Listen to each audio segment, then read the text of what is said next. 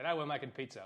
The reason why I'm making pizza is because I clean my oven out and it doesn't smoke anymore when I run it on high for an hour to preheat my pizza stone. Another reason is I wanted to test the flours. I wanted to see if bread flour actually makes a better dough than universal flour, or if there's any difference at all. Also, I'm going to be doing an overnight rise on some pizzas, and other ones I'm going to ferment for about 4 or 5 days.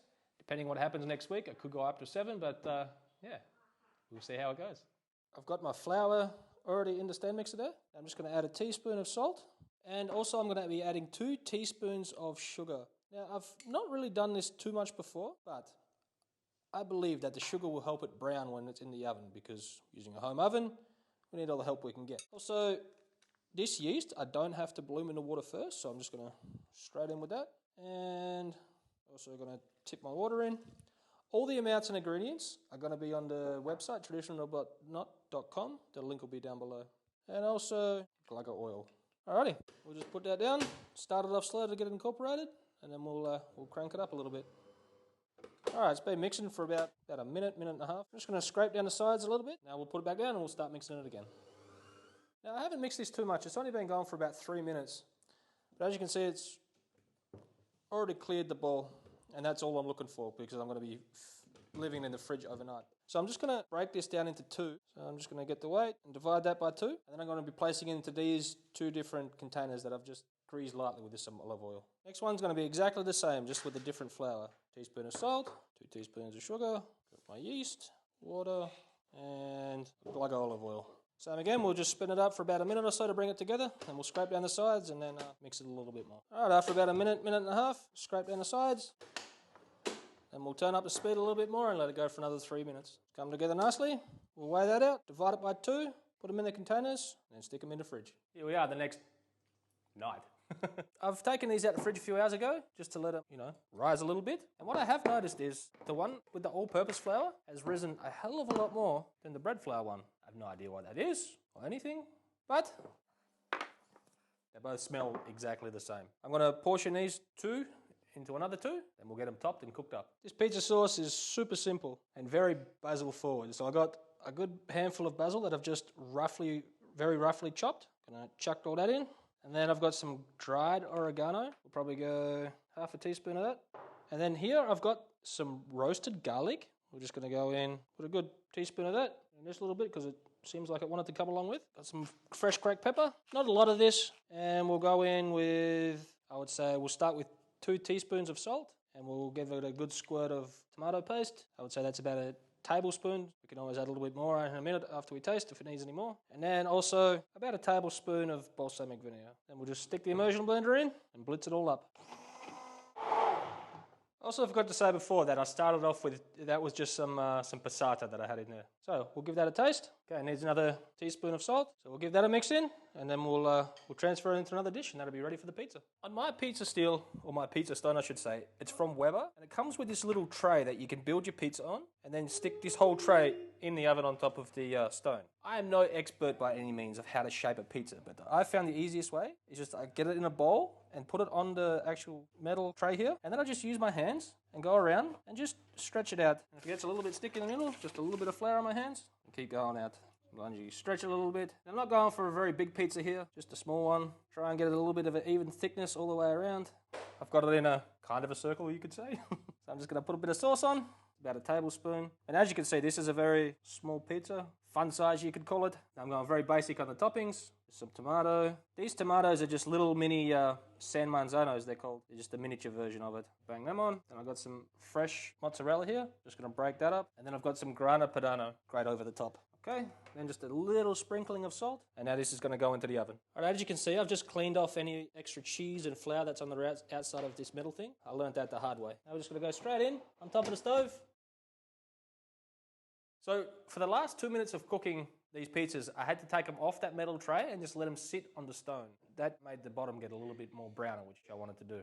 They both look quite similar. They both have a nice little puff around the crust bits and everything, so I think visually, no difference with the doughs, or with the flours I should say. All it comes down to is how do they taste. So the all-purpose flour one, the bottom didn't get quite as brown, but I think that's because my stone wasn't at full hotness when I put it in there, but it still tastes completely fine.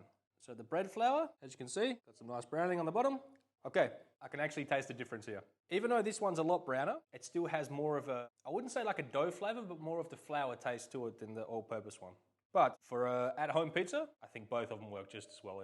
After eating some more of the pizza, me and my lovely camera lady have both agreed that we prefer the all-purpose over the bread flour. It's just more light and airy, and I believe it tastes better than the bread flour. So from now on, I'm going to be using all-purpose for my pizzas.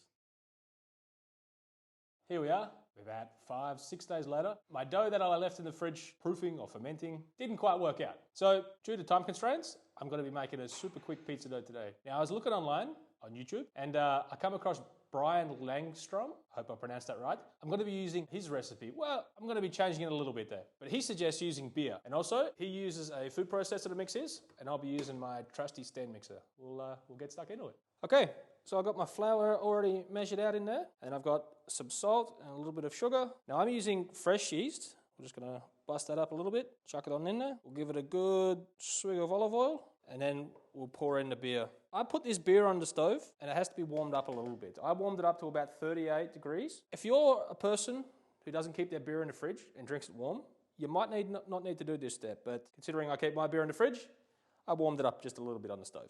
Now that's all in. We'll just turn it on low and start mixing it up. Once the dough started getting incorporated, I turned up the speed a little bit, and this is the result after about, I would say, 3 to 4 minutes of kneading them in the machine. So I'm going to tip this out onto the work surface, and we'll get on with the next step. As you can see, got my dough on the work surface. Now I'm going to weigh my dough. So I'm just going to divide my dough up into 3 even bowls. Okay, once you got your dough into 3 even piles, you just want to get them into a rudimentary ball. Doesn't have to be anything special. And then you're going to cover them with a wet tea towel and just let them hang out like that for about 15 minutes. After about 15 minutes, the dough has rested a little bit. We're going to scooch these off to the side, and we're going to get some parchment paper. So we'll put one piece down, we'll hit it with some olive oil, and we'll spread that all around.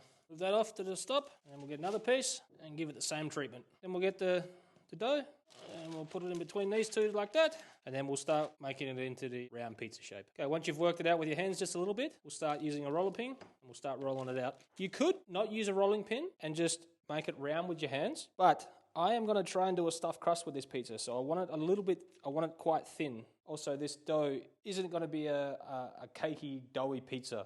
It's going to be a thinner crust, so I'm not too worried about using a rolling pin and knocking out all the air bubbles in this dough. Also, I'm not too worried about perfect shape at the moment because, this is a quick weeknight pizza. I'm not too worried about the shape. Once that's done, we'll scoot it off to the side and we'll carry on with the next two. Now, after I got them all rolled out, I just let them sit for another, I would say, 15-20 minutes while I got all my cheeses and everything like that ready. So now what we're going to do is peel the top off. Also, when I rolled the ones that I'm going to be stuffing the crust, I made sure that I rolled the edges extra thin so it would when we fold them over, it won't be so thick, the dough. I've just got some mozzarella snack sticks, I think they're called here. Try and bust it in half, actually. And then we'll go around and make a circle. Okay, now we fold the dough over. I'm not worried about getting it pushed down just yet. I just want to get the dough folded over. And then when we go back around, then we'll get it sealed nice and tight. Poke a hole in it, just rip some dough from somewhere and try and patch it up. It's also probably a good time to say now that since I've started this process, I've had my pizza stone in the oven preheating this whole time on as high as my oven would go. Once you've got it all nice and sealed up, we'll hit it with some pizza sauce. Then we'll go down with some cheese. Just use whatever cheese you have in the fridge. And I'm going to hit this one with some tomato. All right, then I'm just going to hit it with a tiny bit of salt. And then I'm going to finish off with, I use grana padano, but parmesan would also work really well. Then I'm going to stick this in the oven. I'm going to be putting the parchment paper in there with it. We'll leave it in there. It's going to take around 7 minutes to cook in my oven. After 3 minutes, I turned it a little bit just to make even cooking, and then I left it in for a total of 7 minutes. And I took it out, cut it up, and it looks absolutely amazing. Got nice browning on the bottom of this. Now the cheese didn't ooze out the side, but that's because I didn't put heaps in there, which that's just fine with me. That's a pretty good pizza. I realised I just took the bite off completely the wrong end. I must say, I think that actually beats the one that I fermented overnight.